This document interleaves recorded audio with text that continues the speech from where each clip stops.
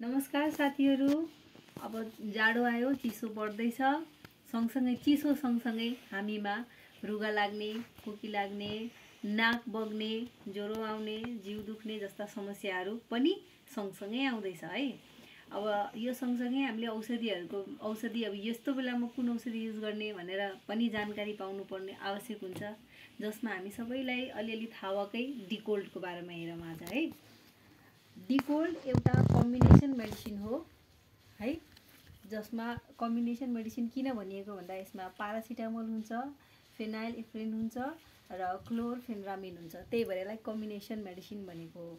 अब यो चाहिँ मेनली भनेको कोल्ड यानि कि रुगाहरूलाई, कोल्डको फिभर, कोल्ड, नेजल कन्जेसन, नाक बन्द भएको बेलामा, साइनसको बेलामा, साइनस पेनहरू भएको बेलामा, रुगा खोकीले गर्दा टाउको दुखेको बेलामा र कुनै पनि एलर्जिक जुन चाहिँ चिसोले गर्दा भएको एलर्जिक रियाक्सनहरू, नाकसँग थ्रोटसँग सम्बन्धित समस्याहरूमा डिकोल्ड युज गरिन्छ। स्पेसली अप्पर रेस्पिरेटरी ट्र्याकको एलर्जीहरूमा चाहिँ डिकोल्ड युज गरिन्छ। अब डिकोल्ड केमा युज गरिन्छ भनेर हेरिसकेपछि डिकोल्डको डोजको कुरा गर्दाखेरि एडल्ट या वयस्कमा चाहिँ एउटा ट्याब्लेट दिनको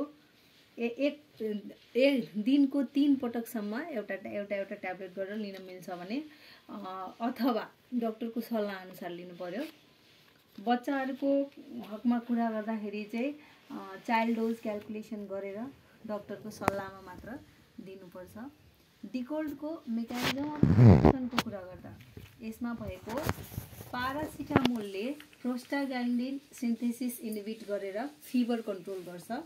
अर्को फेनाइलएफ्रिनले ब्लड भेसललाई खुम्च्याएर वा कन्स्ट्रिक्ट गरेर नाक खुलाउँछ, नाकको जुन नाक बन्द भएको हुन्छ त्यसलाई खुलाउँछ भने। अर्को चाहिँ क्लोरफेनरामिन, जसले चाहिँ यो चाहिँ एन्टिहिस्टामिनिक रिसेप्टर जस्तो कि हिस्टामिन रिसेप्टरलाई ब्लक गरेर एलर्जिक सिम्पटमलाई कम गर्छ।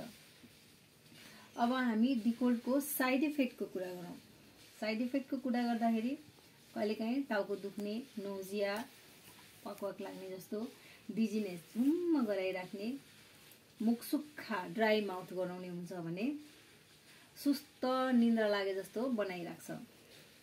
अब ओभर डोज या लङ टर्म युज गर्यो भने चाहिँ यसले लिभरमा प्रब्लम ल्याउन सक्छ, किनभने यसमा पारासिटामोल हुन्छ। अब डिकोल्डको प्रिकसन कुरा गरौँ। डिकोल्ड लिँदाखेरि केही प्रिकसन अपनाउनु पर्छ, जस्तो हाइपरटेन्सनका बिरामीहरू भयो, हार्टसँग रिलेटेड बिरामी भयो, लिभर किडनीसँग रिलेटेड बिरामीहरूले चाहिँ डाक्टरको सल्लाह अनुसार मात्र डिकोल्ड लिनुपर्छ। अर्को प्रेग्नेन्ट वा ब्रेस्ट फिडिङ गराइरहनु भएको मम्मीहरूले पनि डाक्टरको सल्लाह अनुसार मात्र यो मेडिसिन लिने वा नलिने त्यो हेर्नुपर्छ। अब यति बुझिसकेपछि हामी कन्ट्राइन्डिकेसनको कुरा गरौँ। कन्ट्राइन्डिकेसनको कुरा गर्दाखेरि हाइपर सेन्सिटिभिटी रियाक्सन भएका पेसेन्टलाई डिकोल्ड दिनु हुँदैन। सिभियर हाइपरटेन्सन यानि कि उच्च रक्तचाप भएका बिरामीहरूलाई पनि डिकोल्ड दिनु हुँदैन भने, हार्टसँग अरू पनि समस्या हुन्छ हार्टसँग रिलेटेड, त्यो बिरामीहरूले पनि डिकोल्ड लिनु हुँदैन भने, बच्चाहरूलाई डाक्टरको सल्लाह बिना डिकोल्ड युज गर्नु हुँदैन।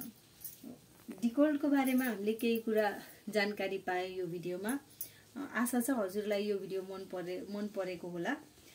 कृपया यो भिडियोलाई जति सक्दो सेयर गर्नुहोस्, सब्सक्राइब गर्नुहोस्, अनि केही पनि जिज्ञासाहरू छ भने कमेन्ट गर्नुहोला, लाइक गर्नुहोला। हस्त, धन्यवाद।